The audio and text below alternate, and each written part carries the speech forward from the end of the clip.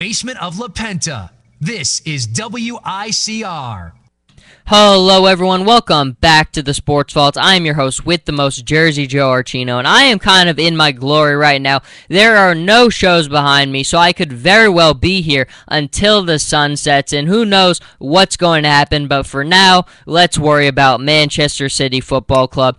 Obviously, if you follow me on Twitter, you'll at SportsVault Iona, you'll know how much I tweet about Manchester City. I really enjoy watching them, one of my favorite clubs in the world to watch, and if I had to kind of put it all into perspective and think of what I would think of their season, I would say it was a disappointment. Even in the sense when you look at it, they're in second with 73 points. They're probably going to finish in a top 3 spot. Who knows how Arsenal will finish? They play Swansea today, but I think for the most part they'll finish in one of those top spots, which is all you can ask for at this point. But I mean, look, they battled Chelsea. They are defending their championship from a season ago. They were level with Chelsea at the New Year's break, at around New Year's, and then it kind of all fell apart. Now, there were some injuries. Sergio Aguero was out for a while. Vincent Kompany battled injuries all season, and there was just unacceptable losses at some point to some of these lower tier clubs, and kind of the loss to Stoke City. I think it was either the second or third match week of the season, really was the one that started it all, and it was disappointing. Now, I think someone's going to have to take the fall, and if at the end of the day, most likely that will be Manuel Pellegrini. Now, I don't want to put all of the fault onto Manuel Pellegrini. Does he deserve some of the blame? Absolutely. But does it all fall on him? No, it does not. But I still think, now, one of the stories that I'm sure a lot of people have seen this morning was Pep Guardiola, his name kind of linked to a summer switch with Manchester City. He denies it vehemently. I mean, he has, ahead of the Champions League semifinal match against Barcelona tomorrow, he's pretty much came out and said emphatically that that's not true. He's got a year left on his contract with Bayern Munich, and he's going to honor it.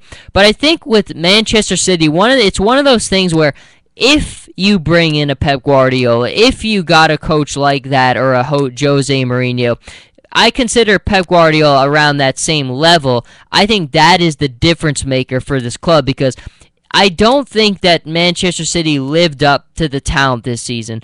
I think if you look at the clubs in the Premier League from a pure collective talent standpoint, Manchester City might be the best.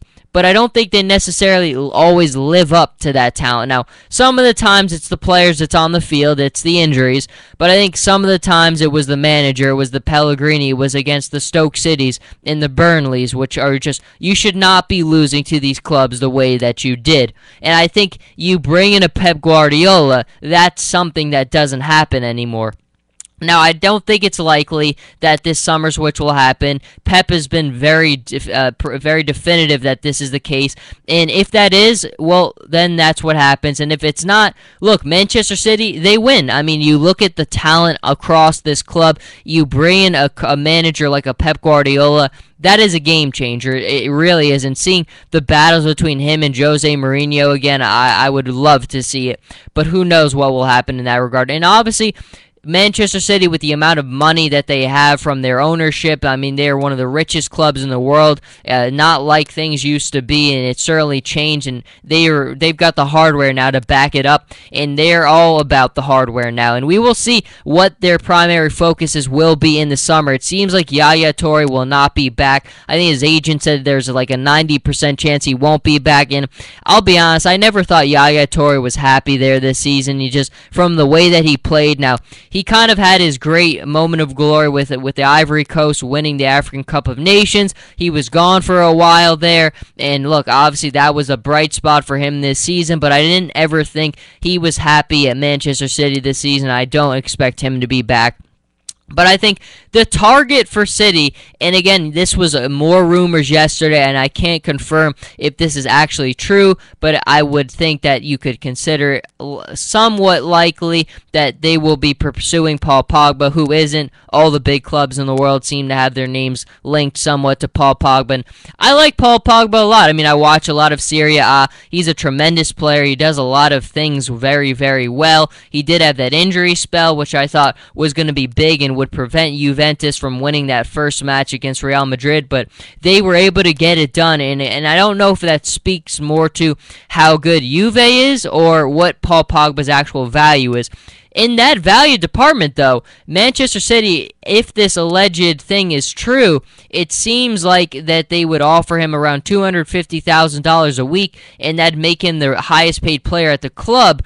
And again, there's a lot of people who don't think that he was anywhere worth that kind of big money. I don't know. I mean, look, I like Paul Pogba, but I think Man City has so much talent as it is. I don't know if Paul Pogba is a game-changing talent like that. Now, and one of the things I always am a little worried about too is bringing guys over from a Serie A or a La Liga into the Premier League, because the Premier League is inherently different, as all the clubs are. It is very difficult making that adjustment, making that transition from that league to the Premier League. I mean, look at Angel Di Maria this year with Manchester United. There were some points where you could barely even notice he was on the pitch, and it's difficult making that transition. The Premier League is very different. It's very physical. Some players just aren't built and cut out for the English Premier League. Now, I think Paul Pogba is a guy who probably could make that adjustment because he is very athletic. He does have that physical talent. He does have great speed, but I'm not sure. It's difficult to kind of envision and make those predictions of guys who are going to make those big adjustments, and especially when you're set to make a guy your highest paid player. That is a difficult proposition for me. But I don't know. Manchester City certainly has many, many questions. There's many talented pieces on this club, one of which is Sergio Aguero, who had an outstanding day the other day with the hat-trick, leading the Premier League in goals this season. He has been incredible to watch, and that's one of the reasons Man City kind of had that dry spell for a while, is he was outstanding. I mean, he was literally putting the club on his back. He had the injury for about a month, and that month was very difficult for City. And if I had to think of the biggest bright spot for me for Man City this season, it's probably the Champions League with the Bayern Munich match. At the end of the match, with how Sergio Aguero just put the team on his back, scored all those goals to get Man City the victory over Bayern Munich and ensure that their Champions League match, their Champions League fate was alive. It was an incredible performance. He had an incredible season, Sergio Aguero, and there are many questions that lie ahead for Manchester City. Yaya Toure, Manuel Pellegrini, Paul Pogba. So is anything going to happen with Pep Guardiola?